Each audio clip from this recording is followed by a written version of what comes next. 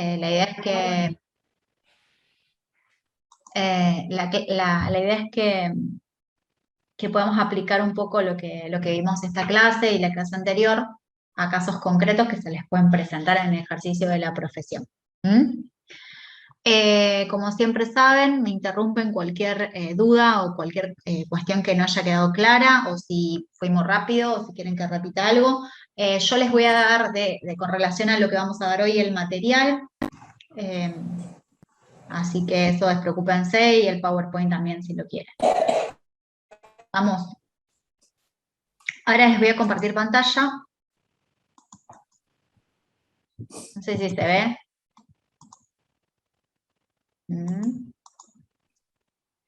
Sí se ve. Bueno. ¿Se acuerdan que la clase pasada habíamos hablado de la ineficacia del acto o negocio jurídico?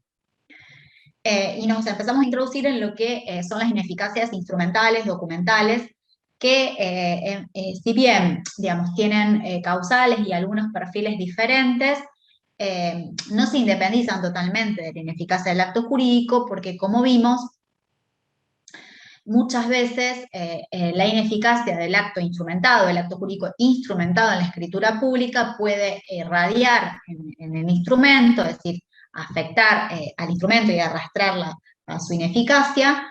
En otros casos, la ineficacia del instrumento afecta al acto negocio jurídico instrumentado, y en algunos casos la ineficacia del acto no tiene relevancia sobre el instrumento, o al revés, la ineficacia del instrumento no tiene relevancia con relación al acto.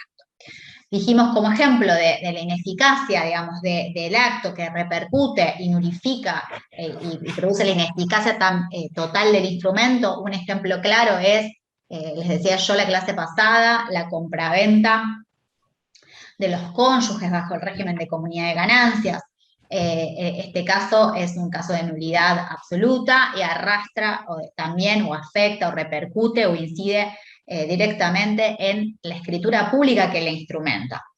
En el caso de la incidencia del instrumento sobre el acto negocio jurídico, habíamos visto los casos en que la forma es impuesta como condición de validez, el caso de la donación, en el caso de los actos solemnes absolutos, o formales solemnes, como les quieran llamar, el caso de la venta de un inmueble o un bien mueble registrable por instrumento privado, el caso del testamento sin la presencia de testigos. En este caso, la nulidad absoluta del instrumento repercute obviamente en el acto jurídico instrumentado.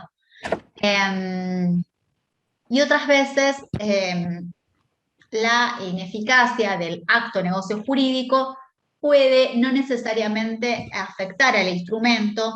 Es el caso que habíamos visto de la prescripción adquisitiva breve con justo título y buena fe, posesión de buena fe y justo título. ¿Qué era justo título? Aquel que revestía las formalidades legales para transmitir el derecho de propiedad, pero en el cual el sujeto no tiene legitimación o es un incapaz. En este caso, ese acto jurídico celebrado por el incapaz, pasados 10 años de posesión y buena fe, el instrumento que valga la redundancia, instrumenta ese acto jurídico celebrado por esa persona que carece de legitimación, incluso va a servir para repeler cualquier acción que se quiere iniciar, porque se considera justo títulos a los efectos de la prescripción adquisitiva breve.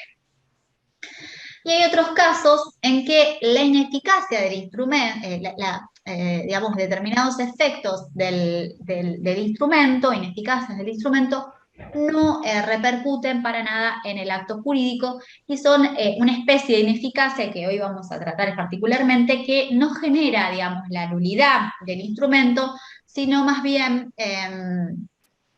una irregularidad formal que repercute en la responsabilidad del autor del instrumento, que en este caso va a ser el escribano. Por ejemplo, la falta de identificación o justificación de la identidad de los comparecientes. Es una irregularidad formal que posee el instrumento, que no repercute para nada en el acto. Vamos a hablar entonces de la ineficacia de instrumental o formal, específicamente referida a los documentos notariales, pero sabemos que los documentos notariales forman parte de una especie que son los instrumentos públicos.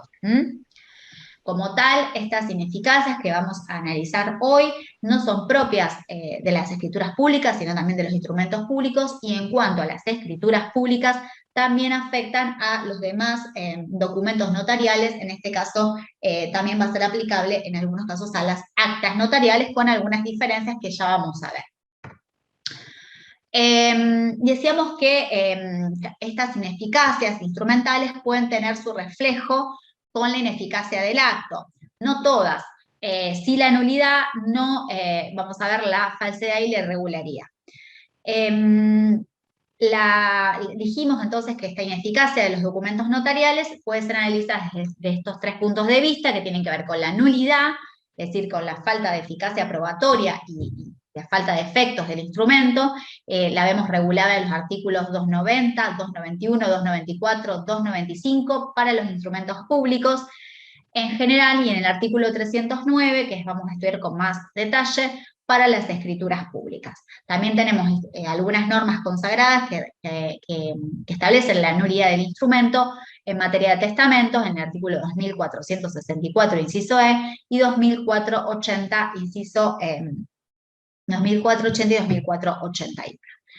La falsedad está consagrada o establecida en el código en el artículo 296, inciso A. Ya vamos a ver respecto a bueno, ya creo que lo hemos analizado, la diferencia entre hechos auténticos y autenticados, es decir, los hechos cumplidos por el funcionario público, los pasados en su presencia, la autoría o data de la escritura en plena fe, salvo que sean arguidos de falsedad a través de la querella de falsedad tramitada o instada en sede civil o criminal. Y por último, la irregularidad, que está consagrada en el artículo 309 infine del Código, cuando dice que la inobservancia de otras formalidades no afecta la eficacia de las escrituras, pero los escribanos podrán ser sancionados por ellos, los escribanos o funcionarios públicos.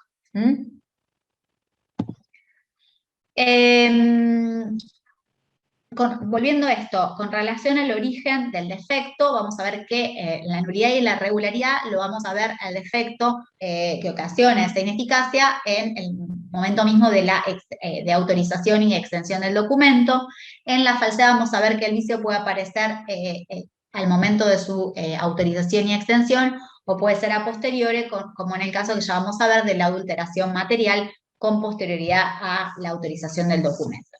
Y con relación a, les decía, al reflejo de estas ineficacias con relación al acto jurídico, vamos a ver que solo en el caso de la nulidad o invalidez del instrumento tiene su similar en materia de actos jurídicos, no así la falsedad, que es propia de los instrumentos, aunque suele confundírsela con la simulación en los actos jurídicos, que es diferente.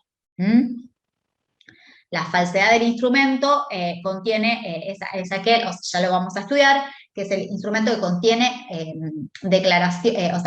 atestaciones del oficial público que no condicen con la realidad, es decir, cuando lo sucedido no coincide con lo narrado por el oficial público, mientras que la simulación, el acto jurídico contiene declaraciones de las partes que son insinceras o que no son verdaderas, porque celebran un acto jurídico que no es real. Piensen, por ejemplo, en una compraventa para insolventar al deudor, o un acto jurídico que simula, o que camufla otro oculto, como por ejemplo la compraventa que simulada cuando es una donación para que se le diera a un heredero. En la falsedad es el propio autor del instrumento el que miente, no las partes. Esto es importante diferenciarlo. La falsedad del instrumento es el propio autor del instrumento, en este caso el escribano o el funcionario público, es el que declara, manifiesta que se han realizado hechos en su presencia o que ha cumplido hechos que no fueron tales. Por ejemplo, cuando el oficial público certifica que se ha realizado un pago en su presencia que no ha ocurrido. Eso es una falsedad. Ahora, si las partes vienen y dicen que celebraron una compraventa, que el precio se pagó antes del acto y demás, ahí puede haber una simulación de esa compraventa, pero no tiene que ver con la falsedad del instrumento, porque el oficial público se limitó a narrar lo acontecido o lo declarado por las partes. ¿Se entiende esta diferencia? Porque es algo por ahí que se confunde en la práctica. Entonces, una cuestión es la simulación del acto negocio jurídico y otra cosa es la falsedad del instrumento, que ahí el que miente es el autor del instrumento. Romina, Sí. si podés repetir eso, lo del vicio, que en la nulidad y en la falsedad, ¿dónde se origina o dónde está el vicio? Es originario en la nulidad y en la irregularidad, ya vamos a ver, porque va a estar presente al momento de extensión y autorización del documento. Mientras que la falsedad, vamos a ver que vamos a hablar de falsedad ideológica y falsedad material. Y en la falsedad material puede ser que el vicio sea sobreveniente a la autorización y extensión del documento, como por ejemplo cuando se adultera con posterioridad.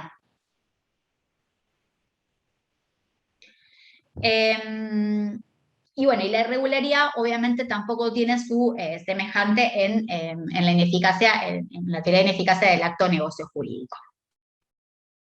No sé si habíamos llegado al concepto de la irregularidad formal, que tiene que ver con una sanción legal que se aplica, que se impone al oficial público derivada del incumplimiento de sus deberes en la confección y autorización de los documentos, pero que no comprometen en principio la eficacia o su efecto probatorio del documento, es decir, no va a provocar la invalidez del documento, aunque ese documento, de acuerdo a la índole del defecto, podría llegar a ser observable y susceptible de una subsanación.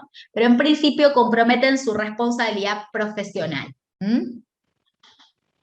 por el incumplimiento de aquellos deberes que debe cumplir en la confección y autorización de las escrituras. Algunos ya los hemos visto cuando vimos los requisitos de la escritura pública, ahora lo vamos a repasar. Pero esto no, en principio no hacen a la invalidez del instrumento. Les decía entonces que se trata de una sanción del oficial que repercute sobre el oficial público autorizante y que pone en juego su responsabilidad. En principio va a ser una responsabilidad disciplinaria, también podrá ser una responsabilidad civil en la medida de que ello derive algún perjuicio para las partes intervinientes en el acto o para terceros. Y les decía que esta irregularidad no es propia de las escrituras públicas propiamente dichas, sino que se extiende a los instrumentos públicos por ser esta una especie del género, y también a las actas, que sabemos que son escrituras públicas por su forma, aunque no por su contenido. O sea que el hecho de que el legislador en el artículo 309 solo se refiere a las escrituras públicas, vamos a considerarlo extendible a los demás documentos notariales.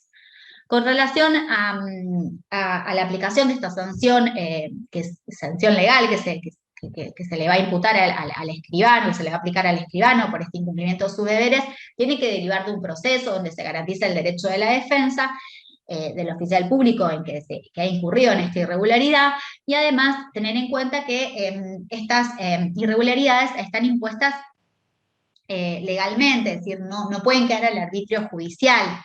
Y aquí, en materia de regularidad, rigen tanto las leyes de fondo, como el Código Civil, y las leyes de forma, a diferencia de lo que ocurre con la invalidez.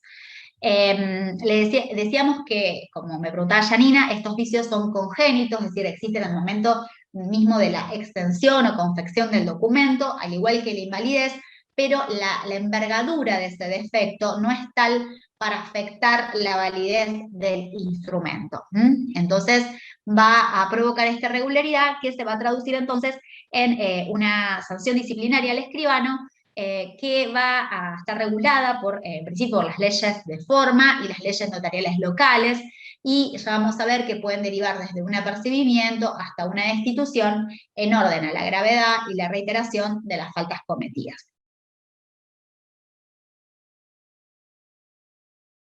¿Vamos hasta acá? Bueno, Vamos a hablar de, entonces, de la irregularidad formal en las escrituras públicas. Sabemos que las escrituras públicas son instrumentos matrices que son extendidos por los escribanos y que otros funcionarios están autorizados para extender escrituras públicas.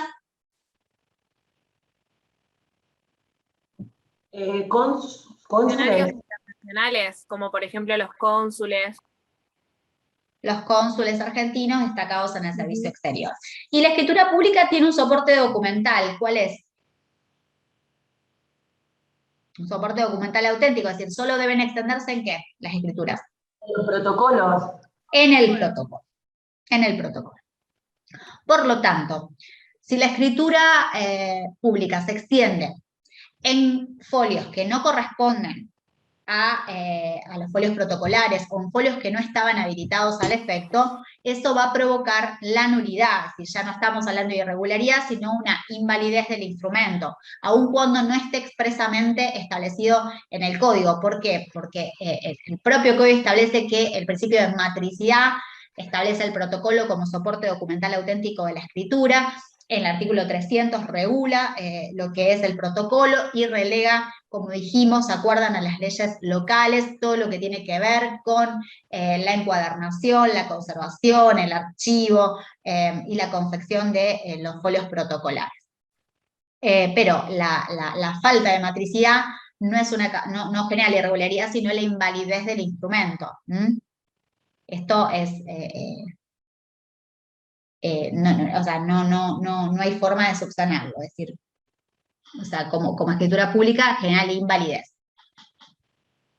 Otra cuestión que esto lo habíamos trabajado también cuando vimos los requisitos de la escritura, que debe ser redactada, dijimos, en idioma nacional.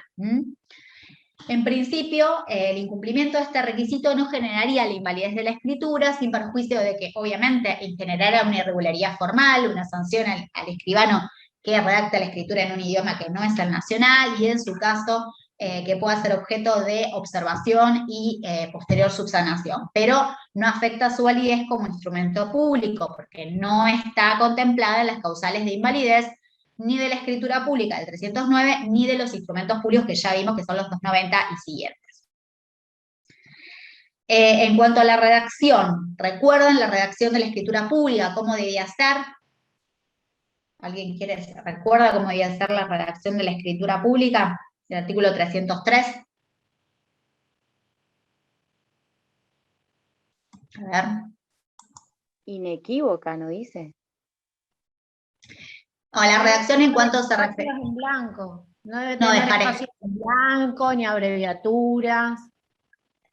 Salvo aquellas que sean de uso social, científicamente reconocidas, como DNI, QUID, bueno. O sea, si la escritura deja espacios en blancos, si hay abreviaturas, en principio no van a comprometer la validez del instrumento, sino solo van a generar, en este caso también, la irregularidad formal. Si el escribano deja espacios en blanco, no cumple con los requisitos que establece o establece números en lugar de letras, bueno, todas estas cuestiones generan una irregularidad formal y no afectan la validez del instrumento. Lo mismo en el caso del número. Esta es una exigencia que vemos también en la legislación local, es decir, que la escritura debe contener un número para su correcta ubicación en el protocolo. Ese número debe ser correlativo y va a estar ubicado en el encabezado de la escritura, pero la falta de número, por ejemplo, según una escritura que no tiene número, o que tiene un número incorrecto, que lo repite, eso me ha pasado también, eso no afecta para nada la validez de la escritura. Solo generará entonces irregularidades que podrán detectar, ya vamos a ver, los inspectores, que son quienes hacen la inspección de los protocolos, y bueno, y en su caso, frente a reiteradas irregularidades, bueno, determinará alguna sanción para el escribano. En principio, entonces, la falta de enumeración, la enumeración incorrecta, no afecta la validez de la escritura, solo genera una irregularidad formal. Con respecto a la data, ¿qué era la data? Era la fecha de la escritura y el lugar. ¿Se acuerdan que habíamos analizado esto? este requisito. Este requisito es muy importante en las escrituras. O sea que, en principio, la falta de designación del lugar de autorización y extensión, autorización y otorgamiento de la escritura, así como la fecha, si faltan, va a generar la invalidez, así lo establece el 309. Pero la fecha incorrecta, la fecha incompleta, no, en principio no va a generar la invalidez, ya vamos a ver, generará una irregularidad formal, habrá que, se podrá subsanar, vamos a analizar, justamente les trajo un caso sobre esto, se puede subsanar a través de una fecha inferida, es decir, determinando, por ejemplo, la fecha de expedición del testimonio, la escritura que le antecede y la que le precede, y la que le antecede y la posterior, las fechas de los certificados de registro, es decir, muchas veces esto es el error en la fecha, por ejemplo, sobre todo, es muy común que, me ha pasado a mí como escribana, que cuando comenzamos un año nuevo, quedamos con la repetición del año anterior. Entonces, por ahí se pueden encontrar en enero o febrero, es muy común encontrar que en lugar de a lo mejor decir 2018, dice 2017. Pero bueno, surge de distintos elementos. Se puede inferir la fecha, también hay determinadas formas de subsanarla. Yo justo les traje un caso de una consulta del Colegio de Escribanos de Capital sobre este tema para que analicemos después. Pero en principio, salvo el caso de falta total de fecha y lugar, el resto no afecta a la validez de la escritura, es decir, si está incompleta, si está incorrecta, si está en números y no en letras, como dice el código, eso acarrearía una irregularidad formal y no la invalidez del instrumento. Otra cuestión tiene que ver con los datos de las partes, los datos personales de los otorgantes o comparecientes. Bueno, respecto a esto, ¿se acuerdan que habíamos hablado de partes, otorgantes, comparecientes? Algunos autores reservan el término otorgantes a aquellos comparecientes a la escritura pública que van a manifestar su voluntad negocial para configurar el negocio, ya sea que actúen por sí o por otros. Y el término compareciente a todo aquel que asista a la audiencia notarial, que va a dar como resultado una escritura pública, pero cuya función no es manifestar una voluntad negocial, como puede ser el caso de los testigos, del intérprete en algunos casos, del firmante a ruego. Digamos que el compareciente es un género y el otorgante es aquel que manifiesta una voluntad negocial que incide en la configuración del negocio jurídico que se va a instrumentar en esa escritura. El código habla entonces de los datos personales de los otorgantes, parecería referirse a ellos, aunque es de buena técnica que estén los datos personales de todos los comparecientes. Por eso hago esta salvedad. Los datos personales, ¿se acuerdan? Los que enuncia el código, en el artículo 305, es decir, el nombre, el apellido de las partes, su estado de familia, fecha de nacimiento, bueno. Salvo el caso de los nombres y apellidos, el resto, si falta el apellido materno, si falta la fecha de nacimiento, si falta alguno de los otros datos personales, no invalida el documento. Lo mismo si hay un error. Si hay un error en el DNI, si hay un error en la fecha de nacimiento, eso generará una irregularidad formal que en algunos casos, además de que le puede imponer una sanción disciplinaria, algún tipo de responsabilidad al notario porque haya tenido que hacer una subsanación, que rogue, ya vamos a ver, gastos para las partes, tiempo, demoras y demás, se puede subsanar, pero no afecta la validez como escritura pública, salvo en el supuesto, como dice el 309, de que falte el nombre y el apellido de los comparecientes, de las partes otorgantes. Romina. Sí. He visto escrituras, me ha tocado a veces en los sucesorios, que el nombre está, pero está mal escrito. Por ejemplo, en vez de Wozniak con J está con L, Wozniak. Y bueno, vos cuando haces la sucesión te das cuenta que no coincide la escritura con el documento. Digamos, no sabés si quizá tuvo un documento anterior que coincidía con la escritura o no, digamos, pero ¿qué pasa en esos casos? ¿La escritura es válida? O sea, Sí, la escritura en principio es válida, porque a veces, o sea, surge la identidad de la persona no solo del nombre y del apellido, sino surge de los demás datos personales. Muchas veces es común a veces que esté mal el nombre y apellido, a veces el DNI, encima en las escrituras viejas, o sea, está el nombre, mayor de edad y casado. Es otra cosa, si ustedes ven. Y la fecha de nacimiento. Poner, si tenés suerte. Bueno, si surgen de esos elementos, indubitablemente que es la misma persona, lo que tendrías que hacer si la persona está fallecida es uno sumar información. Con eso ya subsanás el defecto. El tema es que no esté el nombre de los comparecientes, un caso extremo. Pero si está erróneo, a veces, sobre todo el segundo nombre, hay gente que tiene 3 nombres, bueno, eso pasa, es muy común. Si está presente la persona y está viva y uno lo advierte, no en el ámbito de un proceso sucesorio, sino en el ejercicio profesional, puede hacer una escritura rectificatoria, adjuntando el DNI y demás documentación que acredite que su correcto nombre es ese, lo mismo que cualquier otro de los datos personales, y se puede subsanar.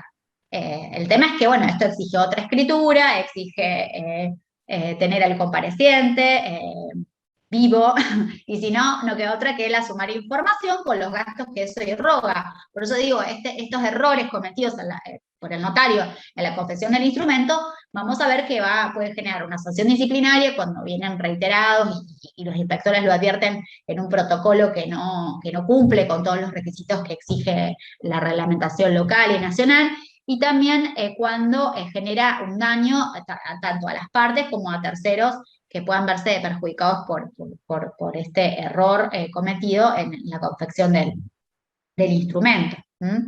Romina, te hago una pregunta, buen día. Sí, buen día. ¿Esa escritura rectificativa la tiene que hacer el mismo escribano o puede hacerlo? No necesariamente. No necesariamente, cualquiera. Bien. La del nombre, la de los datos personales, en principio no, la puede hacer cualquiera. Bien, gracias.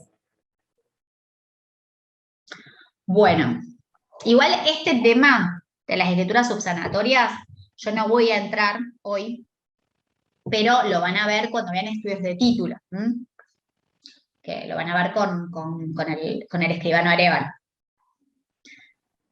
Bueno, entonces hablamos de los datos personales. Otra cuestión es el tema de la justificación de la identidad. ¿Se acuerdan que el código reemplazó la fe de conocimiento por la justificación de identidad en el artículo 306? Y el escribano tiene 2 posibilidades para cerciorarse de que las personas que comparecen al acto escriturario son quienes dicen ser y no otras. Esos 2 medios son la exhibición del documento idóneo, que va a calificar el escribano y va a agregar copia certificada, o la fe de, el conocimiento, la manifestación de su conocimiento personal respecto a las personas que asisten al acto escriturario. El incumplimiento de este procedimiento, por ejemplo, si el escribano no manifiesta que justifica su identidad mediante exhibición de documento idóneo, si no agrega las copias certificadas de los documentos, o cualquier otra irregularidad en la aplicación de este artículo, no va a invalidar la escritura. Generará entonces una irregularidad formal al escribano que no ha justificado la identidad como debía hacerlo, pero en principio no invalida la escritura.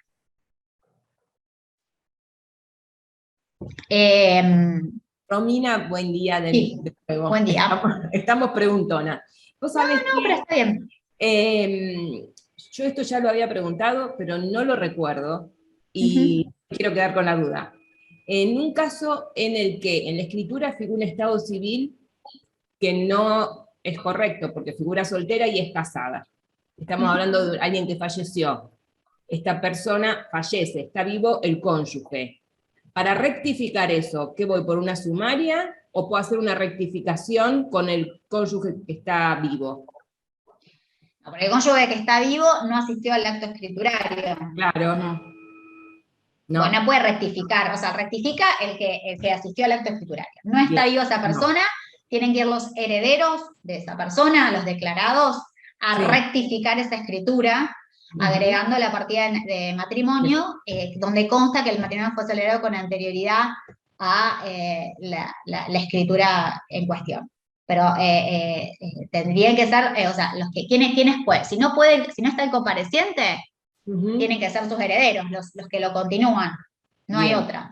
Y por rectificativa, no por sumaria, información. Sumaria no, porque no podés acreditar, o sea, no. La sumaria, para mí no va ahí en este caso, porque es el estado civil. Me parece que la sumaria corresponde a los casos que, o sea, hay un error en cuanto al nombre, al apellido. ¿Por qué? Porque surge de documentos distintos. Ahí, pues, el juez comparativamente advierte que el título tiene un nombre, pero que su partida de nacimiento está correcto, que su partida de matrimonio está correcto, que la partida de función está correcto, y en base a todos esos elementos. El estado civil es más complejo. Yo no sé si lo haría por sumaria. Me parece que corresponde que los herederos lo hagan constar esa rectificación. Nunca lo vi en sumaria el estado civil. Nunca lo vi en sumaria. Y cualquier escribano, porque el escribano que intervino puntualmente en este caso no está más. Bien.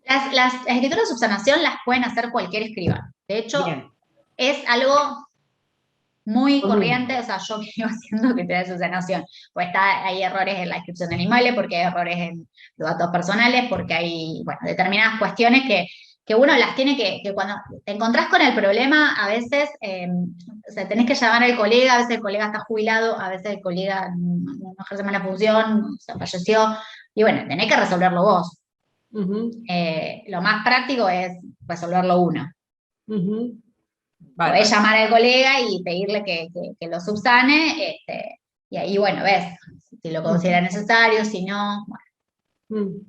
Y si pasó mucho tiempo, igual se puede, suponete que está ya en el archivo de protocolo archivado, el escribano que intervino puede rectificarlo. Sí, yo rectifiqué hace poco una escritura donde estaba mal el DNI. En vez de poner el DNI de la persona, le pusieron el DNI directamente del marido, no sé por qué. Extrañísima. No era que estaba un número mal, estaba todo mal, estaba en el archivo de protocolos. Encima, no le dan el segundo testimonio porque había perdido la escritura. No le dan el segundo testimonio porque no coincidía el DNI con él. ¡Claro! Una cosa insólita. Tuve que ir a hablar con Jorge, con el director, hacer la escritura de sanación, hacer la nota marginal, pedir el segundo testimonio, escribirla. O sea, un lío. Pero bueno, pasa. Pasa. Sí, lo pueden hacer ustedes. Era una escritura que tenía como 20 años. Pero bueno, querían corregirla porque tenían que hacer una escritura posterior, es una donación, la señora, y demás, y lo primero que querían hacer era eso, porque no podía avanzar con otra cosa si ni siquiera podía pedir un segundo testimonio porque no le coincidían los datos. O sea, nada que ver, porque a veces el tema es un error, a veces, qué sé yo, se llamaba Gladys, el típico, Gladys con Y, y le pusieron Gladys con Y latina, o se llamaba Esther con H, Esther sin H. Bueno, esas son cuestiones que hasta ponele. Después hay veces que te encontrás con cosas insólitas. Sí. Y sí, bueno, pero siempre. En este caso figuraba soltera y estaba casada, ¿no? Yo también eso lo rectifiqué, pero lo rectifiqué con la compareciente, porque tuvo que vender y lo advertí, no me acuerdo por qué, 2 veces lo hice, y le hice firmar el cónyuge, porque ojo, porque... Por eso. Bien, nosotros no damos fe de la certeza de las manifestaciones de las partes, sobre todo con relación a los datos personales. Eso es una manifestación. Si a mí me dice soltero, yo no estoy de título y digo que es soltero, firma solo él. Vende, firma solo él. Ahora, cuando a mí ya me dice que era casado, bueno, no, yo ahí le hago la rectificatoria y que firme el cónyuge la venta. Claro. Para evitarme un problema el día de mañana. Seguro. Más allá de que lo puedo recontra defender si el título era soltero, si soltero y ella dijo que era soltera. Bueno, pero por las dudas, para evitar cualquier cuestión, yo una vez que sé algo, lo soluciono. Bárbaro, gracias. No, de nada. Bueno, entonces habíamos quedado con el tema de la justificación de identidad, la documentación habilitante. Recuerdan ustedes que cuando los otorgantes concurren al acto escriturario por otros, es necesario acreditar esa personería a través de instrumentos públicos o privados de los que surge la facultad y la legitimación para otorgar el acto. ¿Recuerdan eso? Eso lo decía el artículo 307. Y habíamos distinguido determinados supuestos, en el caso de la documentación habilitante generada para el acto que se va a instrumentar en esa escritura, y en ese caso el escribano lo que hace es recibir el documento original que le va a exhibir la persona que lo requiere, va a verificar su existencia, su vigencia y su extensión, es decir, si es suficiente, y lo va a agregar a su protocolo. En el caso de que sea una documentación generada para varios actos, lo que va a hacer el escribano es analizar su vigencia, suficiencia, va a agregar copia certificada y lo va a reintegrar al compareciente para que lo utilice en posteriores otorgamientos. También puede ocurrir que se trate de una documentación que haya sido generada en el propio registro del escribano o que él ya haya agregado a su protocolo, haya protocolizado, y en este caso, más allá de que deberá ver la documentación original y tenerla a la vista en el momento de la autorización del acto, lo que va a hacer es solamente indicar el folio y el año del protocolo donde se encuentra anexada esa documentación.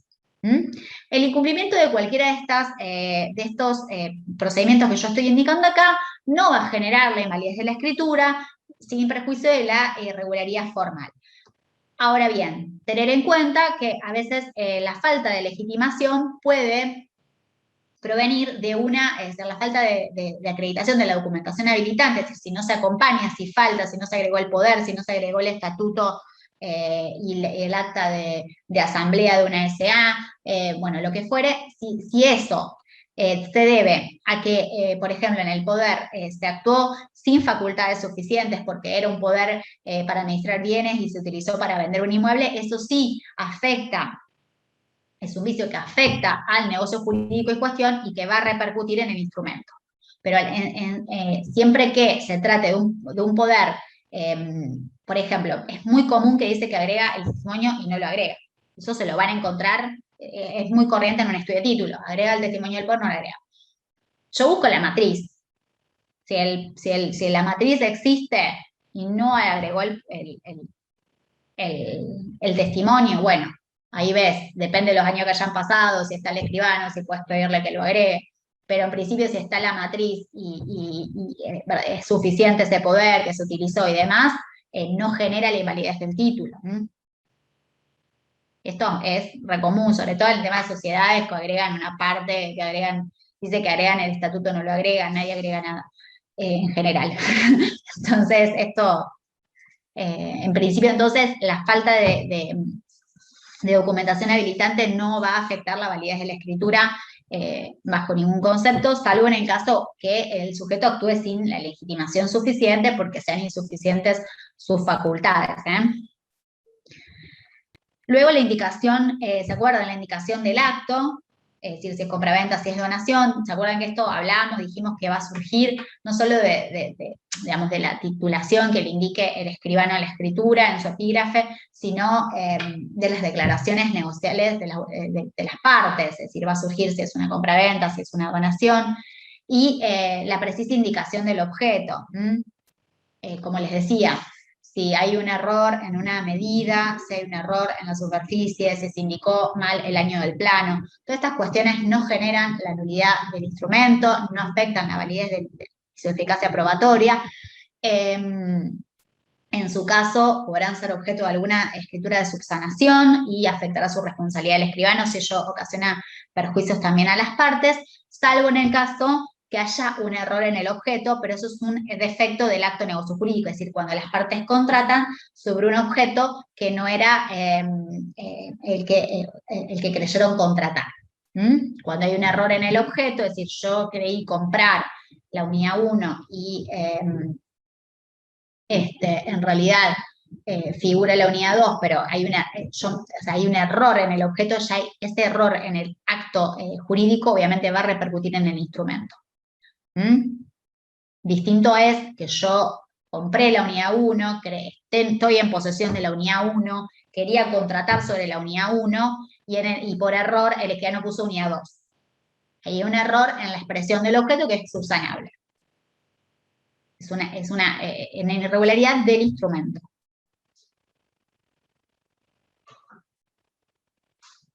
Esto es un tema ahí bien fino. porque hay que ver qué hicieron las partes, la posesión que recibieron. Esto es problema muy común en los loteos, en las PHs que son nuevos, entonces donde se pueden intercambiar las unidades y esto genera diversos inconvenientes. ¿Mm? Pero en principio el error en la designación, el error en la descripción, eso no afecta la validez de la escritura como documento público y su eficacia probatoria.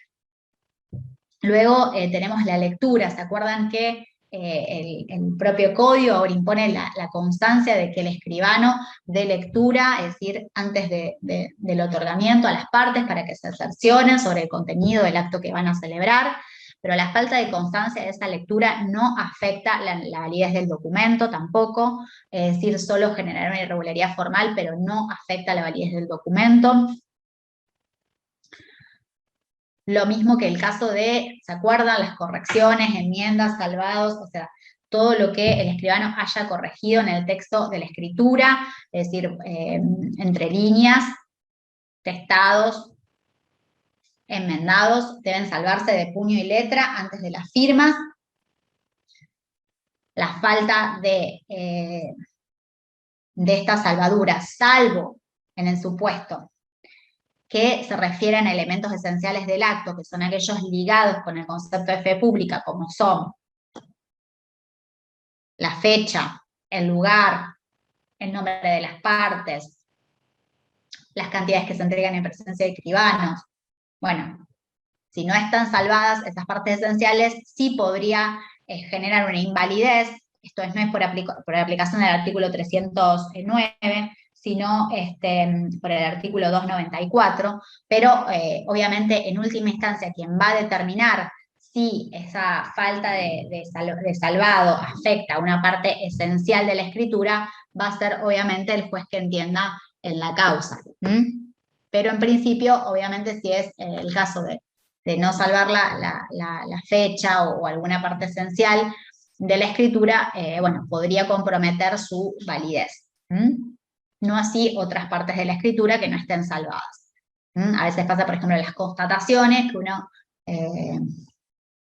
se cometen muchos errores, porque las actas de comprobación a veces se redactan en el mismo lugar donde está sucediendo, otras veces se puede redactar posteriormente, pero cuando, y ahí, bueno, no puedes salvar todo lo que corregís, pero bueno, si no es una parte esencial, no afecta para nada la validez de la escritura. Por último, el otorgamiento y la autorización. Sabemos que la falta de firma de cualquiera de los comparecientes, incluso los testigos, los firmantes a ruego, e incluso, obviamente, la del escribano, producen la invalidez de la escritura. Eso lo sabemos. Eso lo establece expresamente el artículo 309 para el caso de las escrituras públicas y el artículo 290, inciso A, para los instrumentos públicos. En el caso de que alguno de los comparecientes no sepa o no pueda firmar, va a tener que solicitarle a otra persona que lo haga en su nombre. Y este procedimiento que se conoce como firma a ruego. En este caso, en el incumplimiento de este procedimiento de la firma a ruego, puede ocurrir que se cumpla de manera defectuosa, siempre que no implique la falta del sujeto rogado, la falta de firma del sujeto rogado, perdón, siempre que no implique la falta de firma del sujeto rogado, cualquier defecto en la aplicación de este procedimiento no va a generar la invalidez del documento. Por ejemplo, si falta la huella digital, si falta la expresión o el motivo del motivo por el cual el sujeto se encuentra impedido de firmar, o si no se dejó constancia del escribano de a qué corresponde la impresión digital impuesta a la escritura. Todas estas cuestiones pueden generar una irregularidad formal, pero no afectan la validez de la escritura. La que afecta la validez de la escritura es cuando falta la firma del sujeto rogado, es decir, la persona que firma en nombre de quien no sabe o no puede firmar. ¿Eso está? Hay un caso que se plantea en la doctrina, es el caso de que una persona afirme falsamente no saber firmar y que este impedimento, o no saber o no poder firmar, y este impedimento sea subsanado mediante el procedimiento de la firma ruego, pero lo afirma falsamente, es decir, que puede firmar. En principio, si el escribano desconoce esta situación, si sabe que en realidad es falsa, no tendría responsabilidad y no afectaría en principio el instrumento. Pero para el caso de los testamentos hay una norma específica que establece que si el testador afirma falsamente no saber firmar o no poder hacerlo, y aunque supla este impedimento mediante la firma ruego, produce la nulidad del testamento. Esto lo establece el artículo 2480 y una norma específica para el testamento por acto público. Es decir, que si el testador manifiesta falsamente que no sabe o no puede firmar, y aun cuando otra persona firme en su nombre, esta falsedad en la manifestación del testador nulifica el testamento por acto público. Obviamente que en el procedimiento de la firma ruego, si bien se pueden cometer algunas deficiencias o no cumplirse correctamente con todos los requisitos que establece el código, les decía, no afecta la validez del instrumento, pero siempre teniendo en cuenta que, o dejando a salvo la posibilidad de que el sujeto que se manifestó el impedimento no alegue ningún vicio de consentimiento, porque si él alega un vicio de consentimiento, eso va a afectar el acto y como consecuencia al instrumento.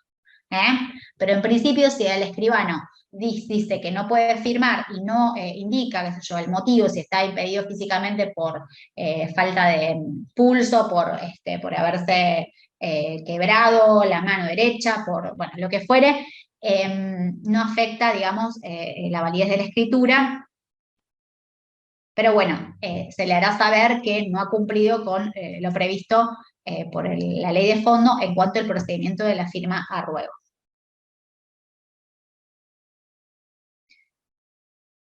Luego tenemos el principio de unidad de acto, ¿se acuerdan?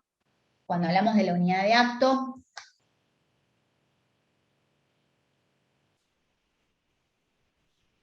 la unidad de acto, ¿en qué consiste? En que el resultado de la escritura pública es el resultado de una audiencia notarial en la que participan los comparecientes y el escribano, y que tiene que tener lugar en un mismo momento, en un mismo lugar.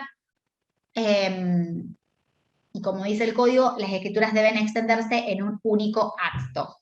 Pero el código también estudiamos la excepción a este principio, que ¿cuándo se da? La excepción al principio de unidad de acto. Cuando en un mismo día pueden, en diferentes momentos del día, si las partes no pueden reunirse, pueden ir a la escribanía en diferentes momentos, pero de un solo día. Tiene que haber varios firmantes y no tienen que haber quedado obligaciones pendientes, ni entrega de dinero, ni algo que modifique la estructura del acto inicial. Tiene que ser un acto entre vivos, ¿eh? Y otro supuesto es el de las constataciones. Las constataciones, los poderes, siempre que no se modifique el texto al tiempo de la primera firma. Se aconseja dejar constancia de la hora de cada uno a medida que van compareciendo los distintos firmantes.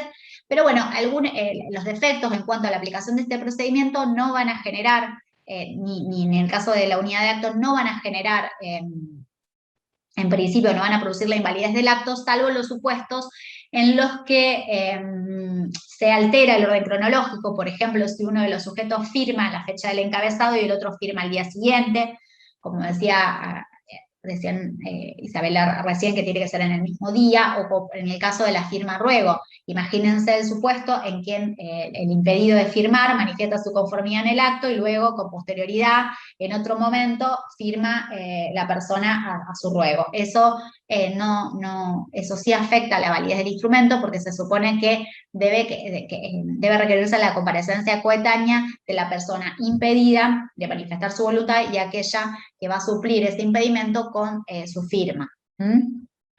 Lo mismo, bueno, en el caso obviamente de testigos, que tienen que estar, en ese caso no es aplicable el procedimiento y el incumplimiento de este requisito, es decir, que si los testigos comparecen en un momento diferente al de los demás otorgantes, afecta la validez del instrumento. Luego tenemos los otorgantes que se acuerdan con especiales, aquellos que, bueno, no ignoran el idioma nacional. ¿Se acuerdan que el código establece un procedimiento para aquellos comparecientes que no conocen el idioma nacional, que deberán presentar una minuta redactada en el idioma de origen, que podrá ser traducida por un traductor público o un intérprete que el escribano acepte, y la escritura deberá confeccionarse de acuerdo a esa minuta. También el caso de la persona, también en este caso el incumplimiento de alguno de los requisitos que establece el código no va a generar en principio la invalidez, obviamente, salvo que la persona que no conoce el idioma nacional alegue algún vicio de consentimiento. Lo mismo en el caso de las personas que no pueden oír. ¿Se acuerdan que distingue el código en aquellas que son alfabetas de aquellas que son analfabetas? Si la persona es analfabeta, se requiere la presencia de dos testigos que acreditan la comprensión por parte de quien otorga el acto y que está impedido que tiene una discapacidad auditiva, y si es alfabeto, además se exige la minuta, que debe ser firmada en presencia del escribano y que queda protocolizada. El incumplimiento de alguno de estos requisitos no va a generar en principio la invalidez de la escritura, pero salvo obviamente que la persona que tenga esa discapacidad auditiva luego demuestre que actuó con una voluntad viciada y bueno, ataque al acto en cuestión y en consecuencia el instrumento. También está el caso de la persona incapaz de comunicarse oralmente, es decir, la persona es muda. Respecto a ellas no existe una disposición específica, ¿se acuerdan? Que establezca el Código Civil en este sentido. Sí lo establece para el testamento, que dice cuando el testador se encuentra impedido de comunicarse verbalmente, se requiere la presencia de un intérprete que indicará las disposiciones de última voluntad al escribano. Esto lo establece el artículo 2467, inciso E, y el incumplimiento de este requisito para el caso del testador en el testamento provoca provoca la invalidez del instrumental. No en el caso del artículo 304, salvo vicios del consentimiento, ¿no? ¿Estamos hasta acá? Bueno. El código, a partir del artículo 310, establece una regulación específica para las actas de comprobación, que dijimos que son escrituras públicas en cuanto a las formas, son extendidas en el protocolo, pero a diferencia de las escrituras públicas propiamente dichas, que son aquellas que contienen uno o más actos jurídicos, en las actas de comprobación tienen por objeto la comprobación de hechos o cosas, tienen como resultado entonces la comprobación de hechos o cosas. Y en base a esta caracterización de las actas de comprobación, el código establece requisitos diferentes que, digamos, las diferencian de las escrituras públicas propiamente dichas, que, como decíamos, tiene por objeto instrumentar uno o más negocios jurídicos. En las actas de comprobación es necesario hacer constar el requerimiento, así lo establece el código, que motiva la intervención del notario, y la manifestación del requerente de que se actúa en interés propio de terceros. Sin embargo, a diferencia de lo que ocurre con las escrituras, en las actas no es necesario justificar ese interés. Precisamente porque se trata de la comprobación de hechos objetivos y además porque siempre están rodeadas de una cierta premura que imposibilita a veces verificar la documentación, su suficiencia, su vigencia, tal como lo establece el artículo 307, y por eso se justifica esta solución, que no es necesario justificar entonces el interés del requirente. También se diferencian en cuanto a las escrituras públicas en que se suele distinguir dos partes, como les decía, el requerimiento, es decir, que es la petición del compareciente de la intervención notarial para un objeto concreto, y la diligencia, que es la actuación notarial como consecuencia de esa solicitud o pedido. Como les decía, en materia de las personas que son requeridas o notificadas, en la medida que el objeto de la comprobación lo permita, al escribano le deberá dar a conocer su carácter, su carácter de notario, siempre, bueno, que se pueda, siempre que exista posibilidad, y su derecho a contestar o no, y en caso las manifestaciones que viertan con motivo de la diligencia. Esto es una consecuencia del deber de imparcialidad que tiene el notario en su accionar, que no puede actuar de manera clandestina, de manera oculta. Entonces, bueno, debe dar a conocer a la medida de lo posible el objeto de su intervención, su presencia en el lugar y el derecho de las partes que tienen, de los atendientes, de las personas con las que trate, de contestar o no, y en su caso de dejar constancia de todas las manifestaciones que estas personas realicen. No es necesario que identifique a las personas con las que trate durante la diligencia, es decir, no, a diferencia también de lo que ocurre con las escrituras públicas, donde tiene que justificar la identidad de los comparecientes. Esta justificación de identidad rige solo para el requerimiento. Para el requerente sí va a tener que justificar la identidad, no así en las personas que trate con motivo de la diligencia. Y otra cuestión importante es que puede practicar esas diligencias sin la necesidad de la presencia del requerente.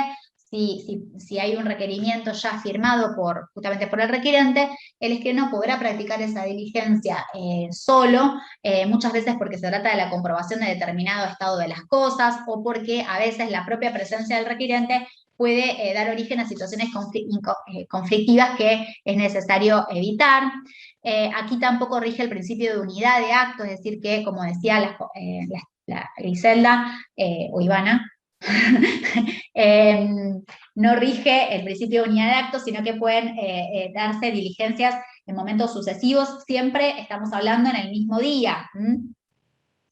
A diferencia de lo que ocurre con las escrituras públicas, donde la falta de firma de cualquiera de los comparecientes produce la nulidad de la escritura como instrumento, en este caso, la falta de firma de las personas a las cuales trate el escribano en el cumplimiento de su diligencia no afectan, digamos, la validez de la escritura. Lo que debe hacer el escribano es invitar a los atendientes a firmar y dejar constancia si firman si no firman, cuál es el motivo de por qué se negaron a firmar, pero no afecta la validez del instrumento el hecho de que no firmen todos con quienes trate en el cumplimiento de la diligencia. Sí, la que debe estar la firma es obviamente la del requerente. En este caso, el artículo 311 entonces establece todos estos requisitos para las actas que las diferencian de las escrituras públicas propiamente dichas, pero no establece cuál es la consecuencia de la falta de cumplimiento de estos requisitos.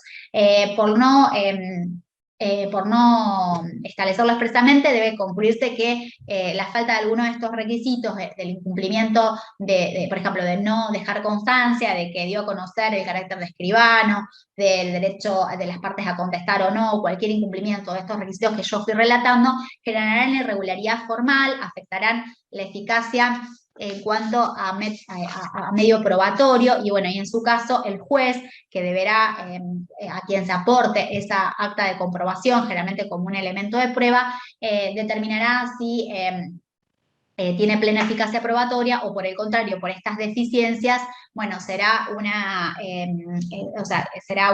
lo considera mero testimonio que deberá ser ratificado en los estrados judiciales debido a estas deficiencias o irregularidades.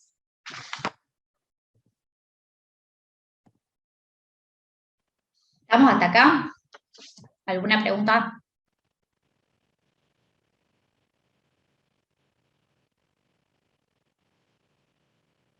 Bueno. Les decía entonces que la irregularidad formal tiene que ver entonces con esta responsabilidad del notario que tiene que ver con el incumplimiento de los deberes que se le imponen en la confección y autorización de los documentos notariales, tanto que establecen las leyes de fondo como las leyes que regulan el ejercicio de la función notarial, es decir, tiene que ver con un mal desempeño de su función y originarán entonces una responsabilidad disciplinaria, y en la medida de que este accionar ocasione un perjuicio, ya sea a los intervinientes en el acto o a terceros, generará una responsabilidad civil por el daño ocasionado. También, en la medida en que su actuación pueda configurar un delito contemplado en el Código Penal, generará una responsabilidad penal, y en la medida en que incumpla aquellos deberes que tienen que ver con el deber de registración, el deber de retención y recaudación, el deber de información fiscal, bueno, generará una responsabilidad administrativa ante los organismos competentes. Cualquiera de estas responsabilidades, ya vamos a ver, pueden ser, o sea, el escribano podrá ser llamado a responder por cualquiera de estas responsabilidades en forma sucesiva o simultánea, en la medida, bueno, de que su accionar encuadre en cualquiera de ellas.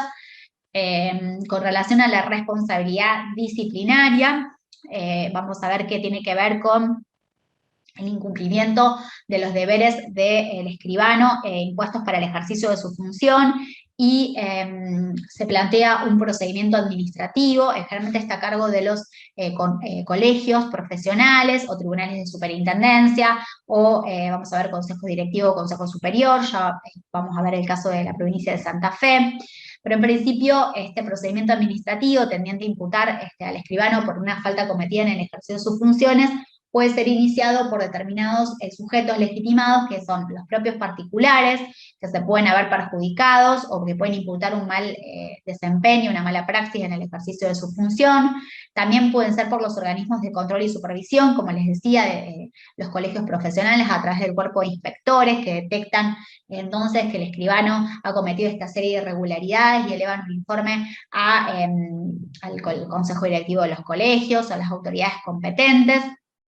Y también puede ser los organismos públicos que toman conocimiento de documentos autorizados por los escribanos, en los cuales deriven algunas irregularidades formales, como puede ser, por ejemplo, el registro de la propiedad inmueble, el registro de la propiedad del automotor, la Dirección Nacional de Migraciones, bueno, y eleven un informe pertinente para que se instruya un sumario a un escribano por el incumplimiento en sus deberes como oficial público, ¿no? También les decía que en la medida en que esta responsabilidad profesional derive de un daño, podrá generar una responsabilidad civil y dará lugar a un procedimiento ordinario contra el escribano que ha ocasionado un daño ya sea que perjudica directamente a los otorgantes del acto como a los terceros. Aquí se da... tenemos que tener en cuenta que encuadramos el contrato que el escribano celebra con sus requirentes como un contrato de obra intelectual, conforme lo establece el artículo 2251, y el régimen de responsabilidad es único, y se adoptará lo previsto por el artículo 1768, que regula el ejercicio de la responsabilidad de los profesionales liberales. Hoy el código establece un sistema unificado de responsabilidad, ya no distingue entre la responsabilidad contractual y extracontractual, con lo cual tener en cuenta que la responsabilidad del escribano derivará de un cumplimiento, o sea, él tiene una obligación de un actuar diligente en el cumplimiento de su función, es decir, responde en la medida en que haya un factor subjetivo de atribución, es decir, que haya culpa o dolo en el incumplimiento de sus deberes, y bueno, en la medida en que se pueda imputar esa responsabilidad por parámetros subjetivos, bueno, responderá civilmente por el daño causado, obviamente siempre que se den los presupuestos de responsabilidad que ustedes ya conocen. Esto es con relación a la responsabilidad civil. Les decía, la responsabilidad disciplinaria la vemos, bueno, y en general la responsabilidad, las fuentes de responsabilidad del escribano, la vemos en la ley orgánica en la sección tercera, donde habla expresamente de la responsabilidad disciplinaria, de la responsabilidad administrativa, como les decía, la responsabilidad penal y la civil del escribano. Sí. Una consultita, ¿es una responsabilidad de resultado la responsabilidad del escribano? No, es de medios. ¿Es de medio?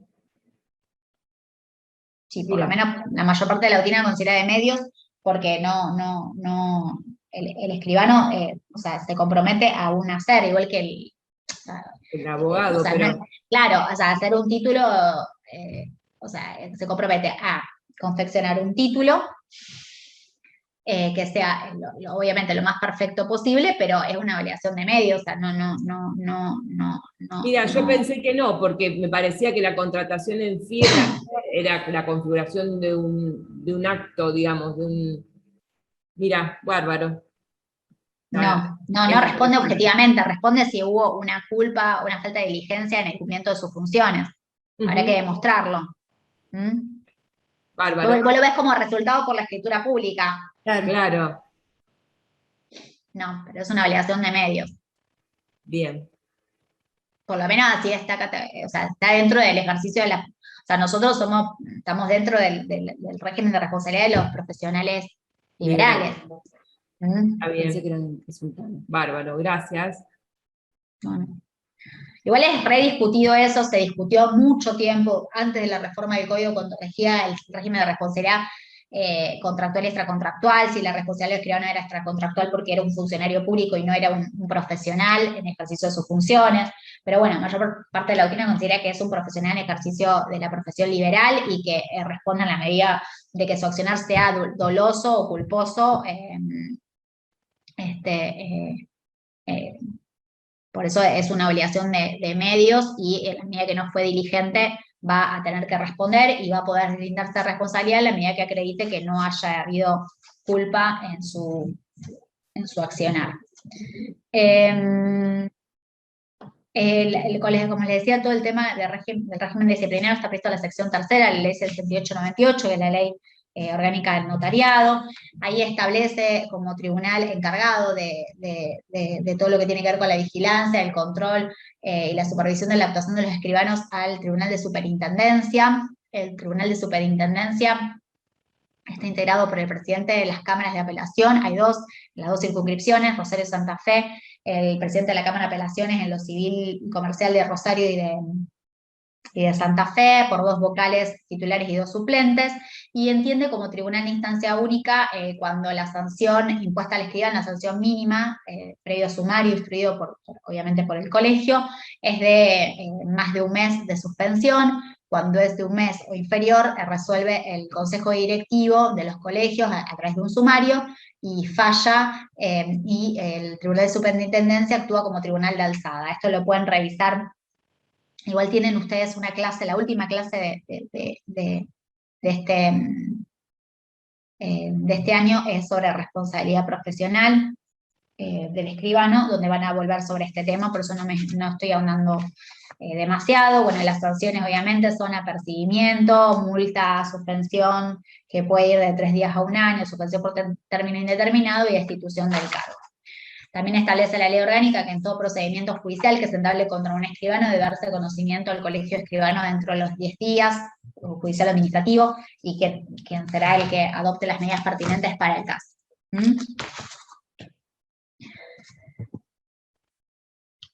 Otra de las ineficacias dijimos que era, hasta ahora vimos la irregularidad. Hablamos de la invalidez o nulidad de los instrumentos públicos, está consagrada expresamente para las escrituras públicas, dijimos en el artículo 309, y por participar en las escrituras públicas del género de los instrumentos públicos, resultan alcanzadas por las causales de nulidad consagradas para los instrumentos públicos en los artículos 290 y siguientes del Código Civil, que regulan distintos requisitos de los instrumentos públicos en general. Con relación al artículo 309, no sé si quiere leer el artículo 309. ¿Hay un voluntario? Yo leo. Sí. El 309. Son nulas las escrituras que no tengan la designación del tiempo y lugar en que sean hechas, el nombre de los otorgantes, la firma del escribano y de las partes, la firma a ruego de ellas cuando no saben o no pueden escribir, y la firma de 2 testigos del acto cuando su presencia sea requerida. La inobservancia de las otras formalidades no anula las escrituras, pero los escribanos o funcionarios públicos pueden ser sancionados. Perfecto, esto es lo que veníamos hablando, es decir, la falta de fecha, la falta de lugar, la falta de firma, el nombre de las partes, la falta de firma de todos los comparecientes y del escribano. La nulidad que determina estas causales establecidas en el artículo 309 provocan la nulidad absoluta por contrariar el orden público, por tratarse de un instrumento público y total de la escritura. La parte final, cuando dice la inobservancia de otras formalidades no anula las escrituras, es lo que nos veníamos refiriendo a los supuestos de irregularidad formal. Entonces, estamos frente a una nulidad absoluta, porque contraría el orden público, y total, porque afecta todo el instrumento.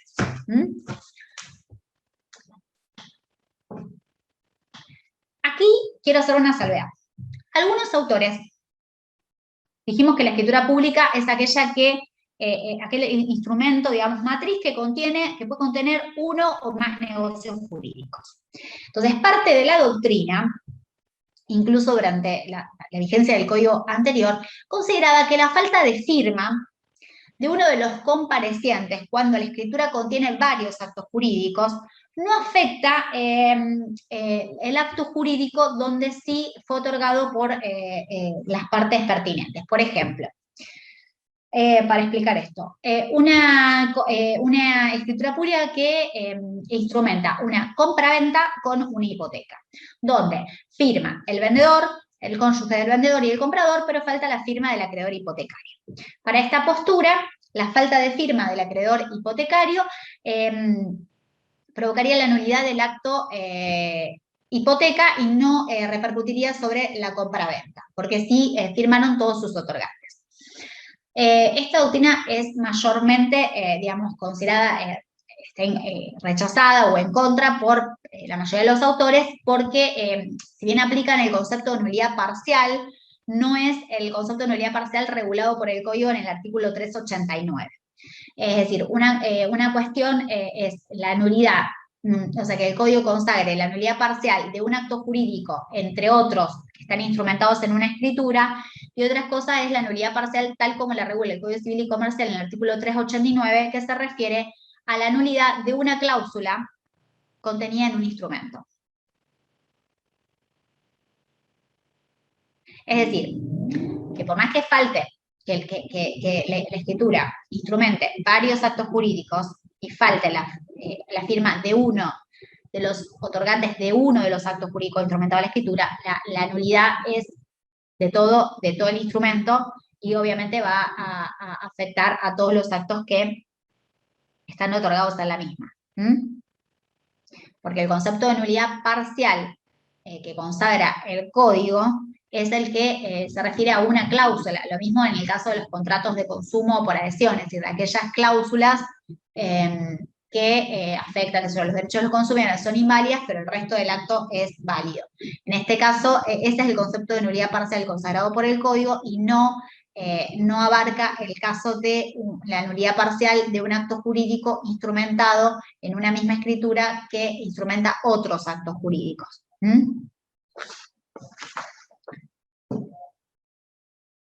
Por eso es que esta teoría de la nulidad parcial en caso de falta de firma de uno de los comparecientes, cuando hay más de un negocio jurídico instrumentado a la escritura, es mayormente rechazada.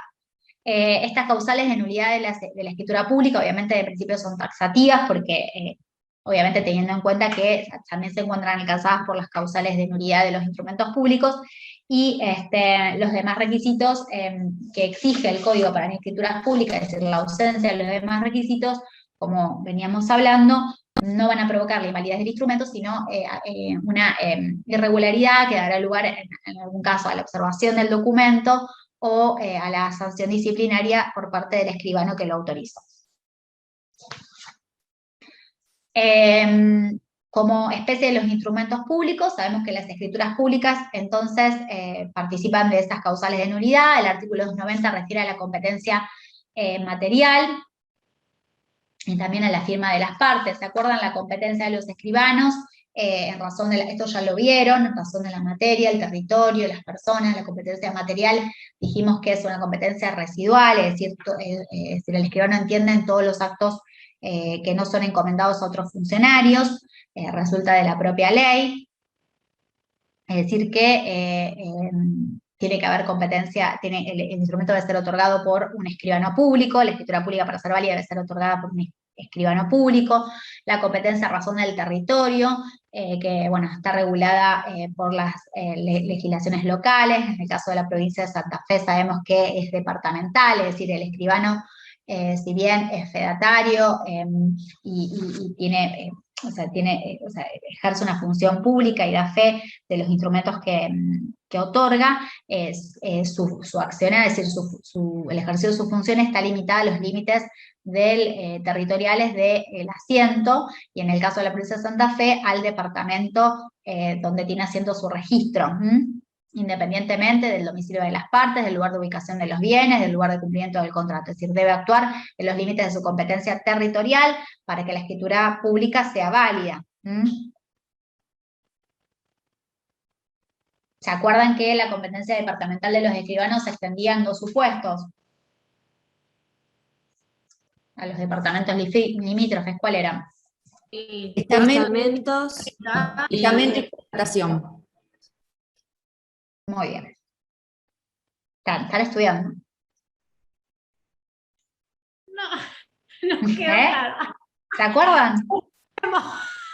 Esta pregunta de examen. No, me acuerdo de la clase. Bueno, bien, pero bueno. No de estar estudiando. Bueno. Miren que pasa Peor rápido. y nada, peor es no recordarlo. Así que... No, pero pasa rápido, cuando se descuida estamos en el examen. Sí, ya lo estoy pensando. Ni me lo Esta recuerdo. pregunta de examen. Bueno. Competencia. Estudia en competencia. Yo sé, lo preguntamos todo el tiempo.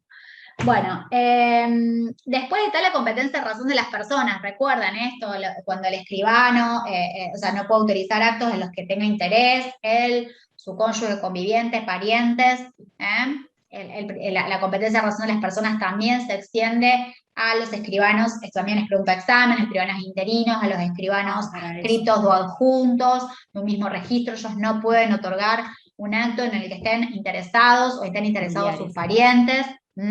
Tener en cuenta eso, porque va a producir entonces la nulidad del instrumento. El 294, que es lo que nos referíamos a aquellas salvaduras respecto a partes esenciales de la escritura que pueden determinar entonces la nulidad. Y me salté la competencia temporal, que tiene que ser obviamente un escribano en funciones. Bueno, de tener presente esto, de ver con la competencia temporal, es decir, que no esté en licencia, que no esté suspendido, ni jubilado, ni bueno, una de las causales que impiden el ejercicio de la profesión. Y el artículo 291, que establece quienes no pueden ser testigos en los instrumentos públicos, en este caso la escritura, que son aquellos que se encuentren impedidos por sentencia, las personas que no saben firmar, no me acuerdo, a ver, el 295,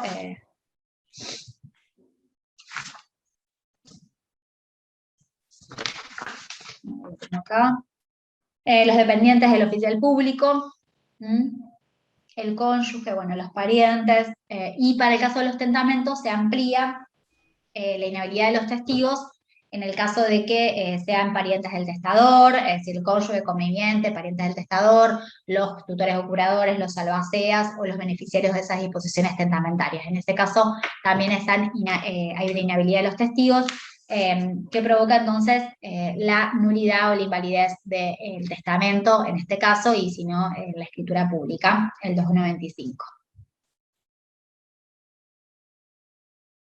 El otro día surgió la confusión en un examen con respecto a los dependientes del oficial público, es decir, del escribano. Con respecto a los dependientes, tengan en cuenta que la inhabilidad es para ser testigos, sino el escribano puede perfectamente autorizar la escritura de un dependiente. Con respecto a ellos no rige la incompetencia en razón de las personas. Del 291. Esto surgió porque surgió esta confusión y es importante que lo tengan en claro. Una cosa es que no puedan ser testigos los dependientes y otra cosa es que el escribano no pueda hacerle la escritura a un dependiente suyo, porque no está comprendido en la, no es ni pariente, ni cónyuge, ni conviviente. Por ejemplo, una persona que vive bajo el mismo techo, pero que no tiene ninguna vinculación filial. No, yo digo un dependiente, es la secretaria del escribano. Bien. Pues le puede hacer la escritura. Lo que no puede ser es testigo, ni en la escritura ni en el testamento. Bien. Esa es la diferencia. Ahí Sí, surgió el problema. Yo comprendo, pero ese supuesto que dijo Nadia, ahí tampoco estaría comprendido alguien que convive. Son amigas y viven No juntas. conviviente. ¿Eh? Son amigas y viven juntas, no son Sí, convivientes. por ejemplo. Sí, perfectamente. Perfectamente, pues, sí. Sí, el que dijo Nadia, sí, lo que pasa es que yo quería aclarar el supuesto al que me estaba refiriendo. Sí, bien. Bueno. Y por último vamos a referirnos a la falsedad. Y esto tiene relación con lo previsto en el artículo 296, que ya lo conocemos, que también es pregunta de examen. Es decir, el instrumento público hace plena fe ¿de qué? De que fue otorgado, de la autoría, de la data y de los hechos que cumple el oficial público o los que pasaron en su presencia. Bien. Y de los que él da fe. Con relación a las declaraciones de las partes hay que distinguir. El hecho de que las hayan declarado es un hecho auténtico, pero no el contenido ni la veracidad de las declaraciones. Es decir, que si yo dije que era soltero, la fe pública se extiende a que yo dije que era soltero, no a si era soltero y en realidad mentí porque era casado. No a la veracidad de los hechos, de las declaraciones de las partes. Eso se denomina lo que se distingue entre hechos auténticos, que son los cumplidos por el oficial público, los pasados en su presencia, la autoría, la data del instrumento, son hechos auténticos. Los hechos autenticados son los que provienen de las declaraciones de las partes, referidas entonces a pagos, a reconocimientos de acto. Por ejemplo, si yo dije que estoy en posesión, es una manifestación de las partes. El escribano narra lo que dicen las partes, no la veracidad. Si yo no estoy en posesión, porque es insincera esa declaración, la fe pública no se extiende a la veracidad de la... El escribano tendría que constatar la posesión. Sí, o hacer la escritura en la casa. Pero bueno, lo importante a ustedes como escribanos es que cuando van a otorgar la escritura, efectivamente el adquirente esté en posesión y que esa manifestación sea veraz. Porque es muy importante el tema de la posesión siempre se aconseja a que por lo menos, a veces, bueno, sí, qué sé yo, la mudanza se realiza el mismo día, porque me ha pasado, pero bueno, que yo ya haya ido a la casa, que bueno, que se entregue la llave, o sea, el tema de la posesión es fundamental, porque es de fundamental importancia, porque si no, no se puede hacerle declarar que está en posesión o está en posesión, es terrible, es muy grave. Eso tiene que cerciorarse de que el adquirente está en posesión. Sí. A ver, te pregunto si entendí bien. ¿Sería un hecho auténtico, por ejemplo, que la parte, el hecho de que la persona declara que es casada, pero es un hecho autenticado el hecho de que efectivamente esté casada en la escritura? ¿Sería así? El inciso A se refiere a los hechos auténticos. Es un hecho auténtico, pero no el contenido, digamos. El inciso A se refiere a los hechos auténticos, que son la autoría, la data, los hechos cumplidos por el escribano público y los hechos pasados por su presencia. Los hechos autenticados son los que se refieren a las declaraciones de las partes. Ahí el escribano lo único que se limita a dar fe es que dijeron lo que dijeron, pero no la veracidad de los hechos. Por eso se denomina hechos autenticados. Ok. Bueno, eso es lo que quería destacar en primer lugar. Ahora bien, ¿qué tenemos por falsedad? La falsedad del instrumento puede ser, en principio, total o parcial. puede ser externa, que tiene que ver con, o interna con el contenido. Externa o material o interna con el contenido. La falsedad externa es la que se refiere entonces al cuerpo del instrumento, que puede ser objeto de adulteración. Agregados, posteriores, qué sé yo, borraduras. Es decir, es la adulteración material del instrumento, que tiene su contracara con la autenticidad material. O corporal.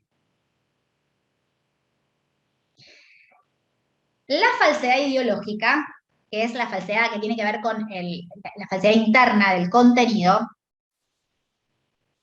es cuando no coincide lo que narra el escribano con lo acontecido. Te hago una consulta, Romina.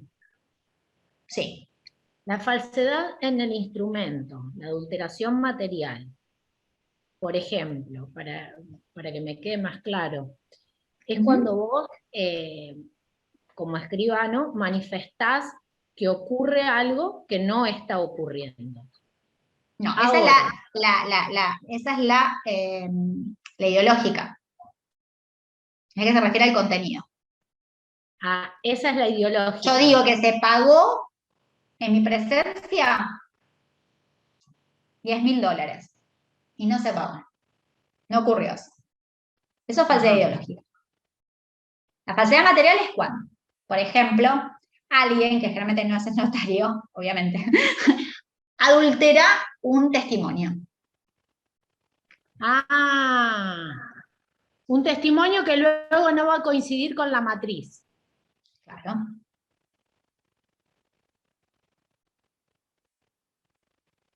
Es cuando yo, la falsedad material tiene que ver con el instrumento, una falsedad corporal, es decir, cuando yo hago agregados, atestaciones, borraduras que fraguan la matricidad. Ahora, la falsedad ideológica tiene que ver con declaraciones que no son ciertas. Es decir, cuando lo narrado por el escribano, lo percibido por sus sentidos, lo percibido por sus sentidos y lo acontecido no coincide con lo narrado por el escribano, mejor dicho. El escribano da fe de lo que ve, de lo que escucha, de lo que realiza él, de lo que escucha que realizan las partes. Pero cuando eso no coincide con lo narrado en el escribano, es decir, cuando el hecho histórico no coincide con el narrado, hay una falsedad ideológica.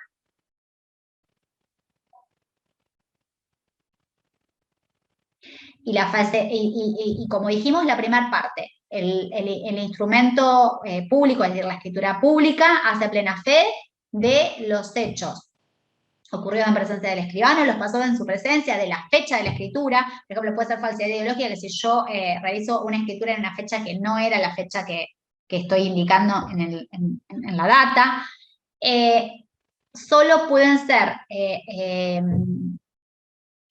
contrariados a través de la querella de falsedad. Es decir, es necesario una argución de falsedad, ya sea en sede civil, que tiene por objeto la aniquilación de los efectos del instrumento, o en sede penal, que tiene otro objeto, que es la imputación de una conducta que tiene que ver con actitud dolosa, encuadrable en algún delito contemplado en el Código Penal. Tienen dos objetivos distintos. Si yo hago una querella de falsedad en sede civil es porque percibo que la nulificación del instrumento. La percibo en sede penal es porque yo percibo una condena a quien actuó, digamos, dolosamente y quien incurrió en un delito. Como decía, la autenticidad corporal, entonces, tiene que ver con la correspondencia exacta, de lo que me preguntaba Nadia, de la matriz con la copia. Mientras que la autenticidad interna, que es la que tiene que ver con que pueda dar lugar a una falsa ideología, es cuando el escribano hace plena fe el hecho histórico, es decir, de lo efectivamente ocurrido, de lo que ha oído, lo ha percibido con sus sentidos y los hechos que él ha cumplido.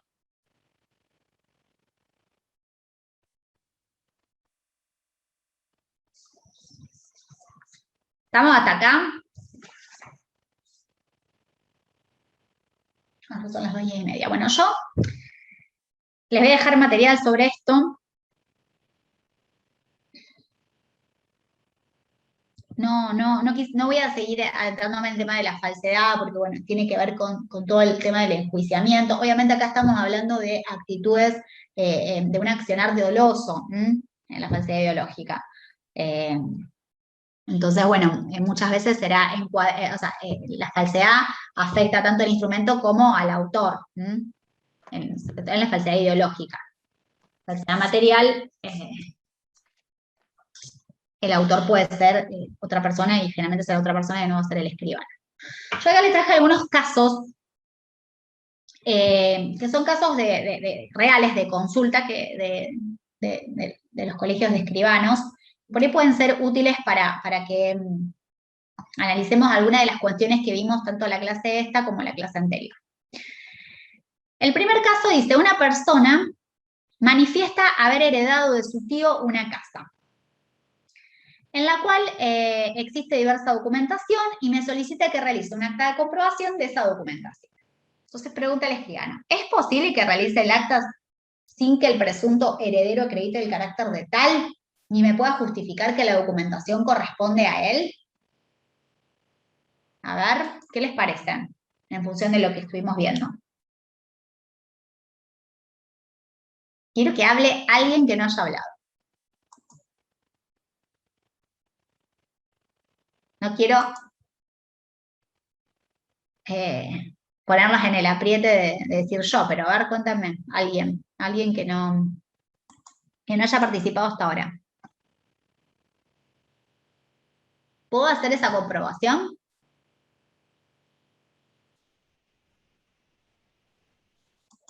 ¿Qué les parece? Yo entiendo que sí, porque en las contestaciones no hace falta acreditar el interés. Muy bien, Melody, ahí está buscando. Muy bien, es lo que dijimos. Precisamente, es decir, la premura, el objeto de la comprobación que tiene que ver con comprobar justamente los hechos, hace que es innecesario la acreditación tanto del interés propio de tercero, es decir, no es necesario acreditar que es heredero ni que la documentación le corresponde a él. Es decir, el escribano puede efectivamente realizar esa comprobación. Muy bien. Otro caso, acá me lo tapa. A ver, alguien que lo lea, porque a mí me lo tapa todo esto del... Dice, caso 2, tengo que confeccionar una escritura de compraventa en la cual el adquirente es de nacionalidad china. Tiene DNI para extranjero con residencia permanente desde el 2016 y CUIL. Entiende el idioma castellano pero no escribe. ¿Tendría que tomar algún recaudo específico o dejar alguna constancia en la escritura de compra?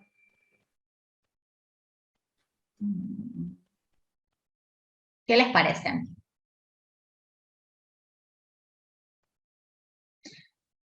Dice que es de nacionalidad china, que entiende el castellano, pero no lo escribe. ¿Qué dice el código? En el 302.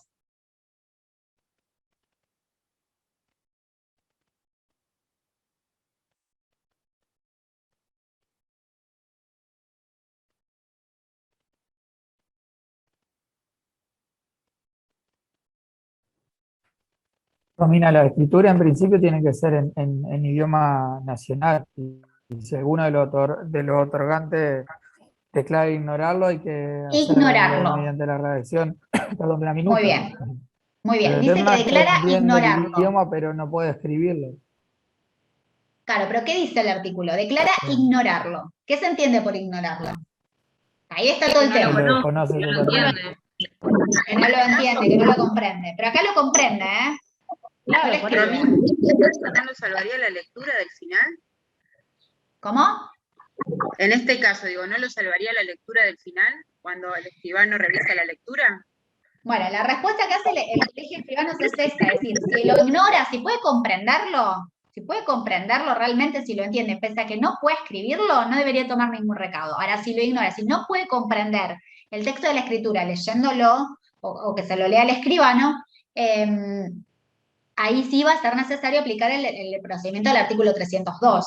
Pero en la medida de que el escribano se cerciore de que la persona, pese a no escribir el idioma, lo entiende perfectamente lo que está realizando y está completamente, o sea, consciente de lo que está realizando y y conoce y puede comprender los alcances del acto que va a realizar, no necesita no necesita cumplir con otro recaudo, porque no habla de la persona, el artículo no se refiere a la persona que no hablar el idioma o no escriba el idioma, sino a aquella que lo ignorare, o sea, que no lo pueda entender. Pero bueno, es un tema de interpretación y será necesario entonces que ustedes analicen en el caso concreto como este, si la persona realmente, pese a no poder escribirlo, puede comprenderlo. Si puede comprenderlo, no es necesario ningún recaudo adicional, sino en su caso deberán cumplir con el procedimiento del artículo 302.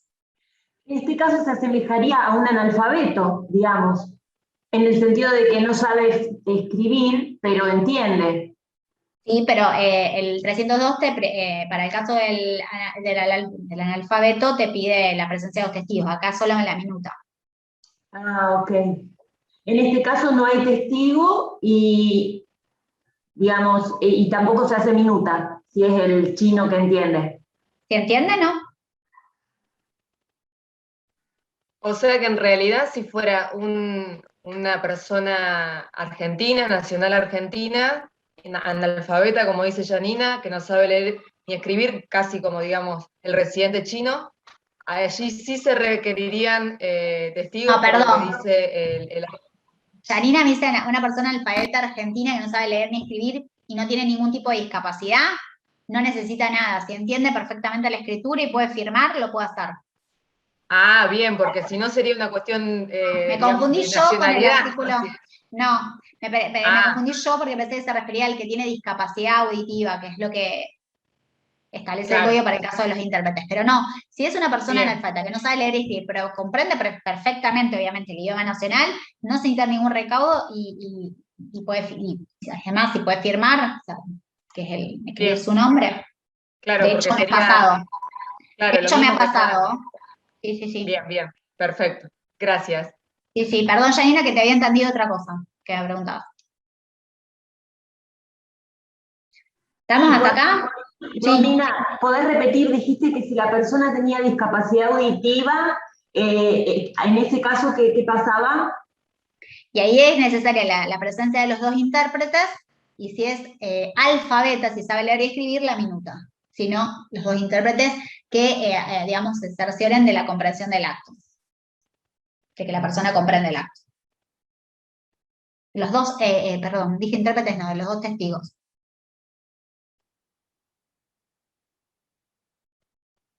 Que tiene discapacidad auditiva.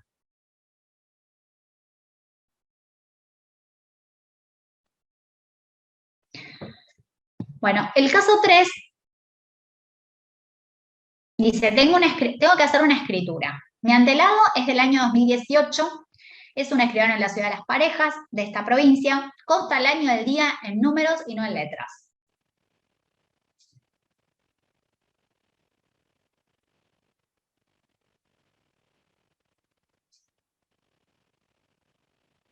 ¿Qué les parece? ¿Afecta la validez del título? ¿Qué hemos dicho? No, la fecha está, digamos.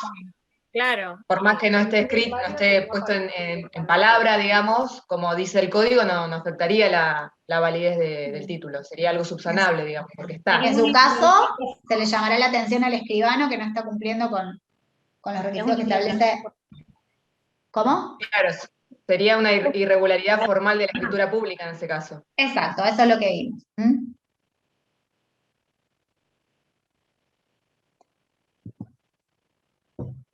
Y el cuarto caso, ¿quién lo quiere leer? Soy escribano adjunto y me requieren que autorice una escritura de apoderamiento a favor de 3 abogados del foro local, uno de los cuales es hermano del escribano titular del registro. ¿Puedo autorizar el acto? No. ¿Por qué? Porque hay una incompetencia de persona. ¿Está bien dicho? Pero el registro por el vínculo, porque pertenece al mismo.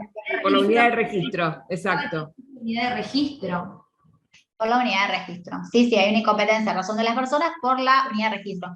Incluso cuando, en este caso, como es un poder, porque no comparece el hermano, es el apoderado. En el poder comparece el poderdante. Pero fíjense que el motivo ético que inspira el artículo 291 es precisamente evitar el conflicto de intereses y garantizar la imparcialidad del notario. Entonces, por eso establece esta incompetencia a razón de las personas. En contra.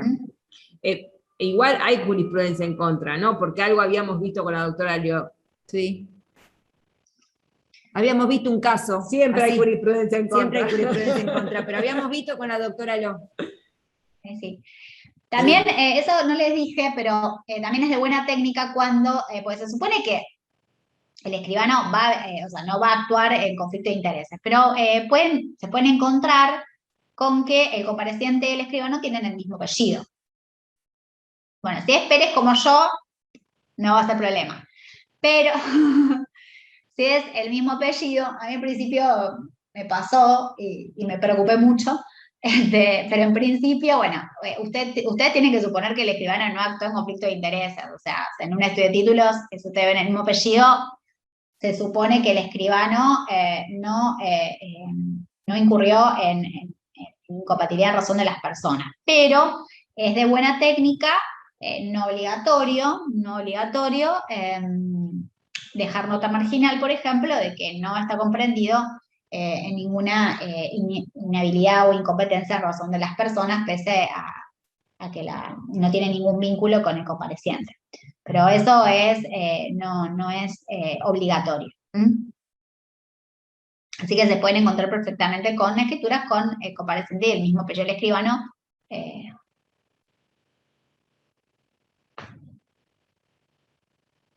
Pero bueno, no es causal de observación del título.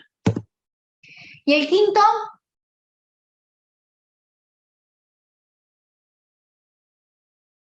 a ver quién quiere leerlo, es el último.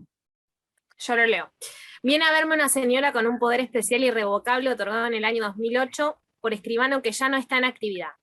Al comienzo de la escritura dice que el mismo fue otorgado el 17 de marzo de 2007. El testimonio fue expedido fotocopiando el protocolo y agregando la foja de actuación notarial. Tanto en la foja de actuación notarial como en la del sello tiene el protocolo de expedición de testimonio, dice que la fecha es del 17 de marzo de 2008. El protocolo se encuentra en el archivo notarial.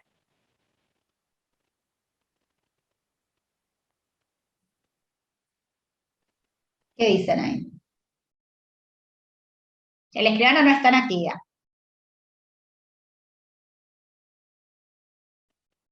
La escritura dice 2007, pero el testimonio dice 2008, la fecha de expedición dice 2008. ¿Qué les parece? También no estamos ante una irregularidad formal que se puede subsanar con todos los datos que tenés de las protocolizaciones. Porque ahí si puede estar el caso de la fecha inferida, que les decía yo. Miran la anterior y la posterior, te das cuenta que hubo un error material. Algunos piensan que es posible una rectificación por parte del apoderado, porque acá es un poder irrevocable. Se supone que el apoderdante no lo tienen, el escribano no está en funciones. Algo que mediante el estudio de títulos vos lo podés, lo inferís mediante el estudio de títulos, decís. Lo inferís mirando la escritura anterior y la posterior. Si la anterior y la posterior, si es el protocolo del 2008, es obvio que se equivocó y le puso 2007 y era 2008. Si lo certificado, bueno, en este caso es un poder, pero si hay demás constancias que figure el año, como puede ser, si fuera una compraventa, un certificado de registro que es del 2008, un certificado catastral que es del 2008, entonces vos vas siguiendo o sea, la numeración del protocolo, la habilitación, son todos elementos que te van cerciorando acerca de la fecha, y por más que sea una fecha errónea, vos sabés que es lo que se llama fecha inferida, que es un error material y que lo puedes dar por bueno sin necesidad de ningún tipo de subsanación. Y en este caso, Romina, si una persona viene a tu escribanía para hacer un negocio en base a ese poder irrevocable, ¿vos lo tomás como válido o yo lo tomo como válido? La rectificación para poder hacer la escritura? Yo lo tomo como válido. Haciendo esta verificación, esta constatación, De hecho, me pasó. Es posible. Es común. El año es... pero bueno, se puede... El tema, o sea, lo más grave es que te pase es que la escritura, o sea, que sea que tenga una fecha posterior a una fecha anterior a la habilitación del protocolo. La cosa, eso sí, ella es indefectiblemente, provoca la nulidad, pero en este caso te das cuenta que es un error material. En las escrituras sí. Una consulta, ahí cuando cintás el antelado, que pones que según poder que presenta, cuando te referís a la fecha, ponés que hay un error en la fecha y que no. No, le pongo 2008. Yo le pongo 2008. Ojo, esto es mi opinión. Puedes hacer una rectificatoria. Para mí que el apoderado comparezca a un acto que no fue a rectificar, acá esto es un caso real, una consulta del colegio, y le dan las tres posibilidades. Las dos posibilidades, digo, de la fecha inferida o de la rectificación por el apoderado, porque el poderante no está. El poderante creo que estaba fallecido, yo eso no se los puse. Pero, y después la otra posibilidad que ahí plantean es hacer un acta de comprobación donde el escribano, en base a estos elementos, deja comprobado que la fecha es el año 2008. Pero bueno, yo de estas tres soluciones posibles, optaría por valorarlo al poder como bueno, como de 2008, y no hacer ninguna... No sé cuánto puede sumar que yo haga un acta de comprobación diciendo que fui al archivo protocolo, que verifiqué la escritura anterior y la posterior, que verifiqué la nota de expedición de testimonio, y que en base a esos elementos considero que el poder fue otorgado en el 2008, que directamente darlo por bueno y utilizarlo como si fuera el 2008. Y después el tema de la rectificación del apoderado a mí no me cierra porque no es el que compareció. Pero bueno, también es una de las posibilidades planteadas. Acá no tenemos ni al poderante ni al escribano. Romina, te hago una consulta que no tiene que ver con esto que estamos hablando, pero es del caso. ¿Qué pasa que si el testimonio fue expedido fotocopiando el protocolo y agregándole la foja, ¿es válido? Digamos, yo no, quizás ya lo vimos y yo no lo recuerdo, pero...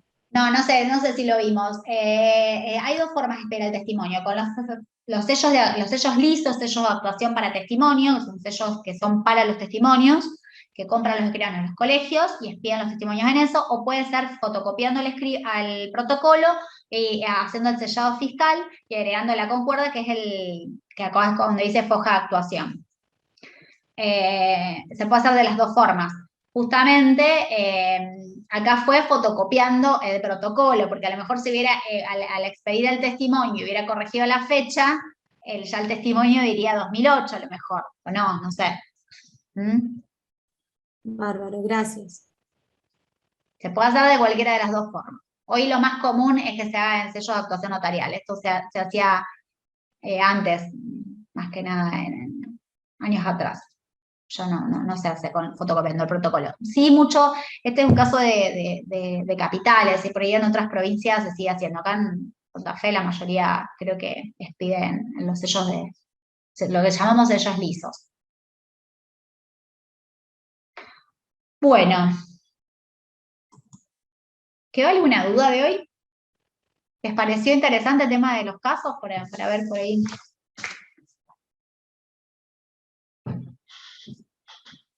Buscar cuestiones que se les van a presentar en la práctica, que me parece por ahí más dinámico que hablar desde la teoría.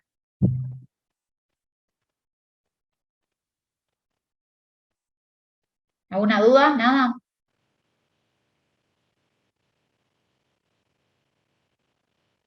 Nada de nada, ¿están callados? No, mira, perdón, clarísimo. Yo te quería hacer una pregunta respecto a este último, si puede ser.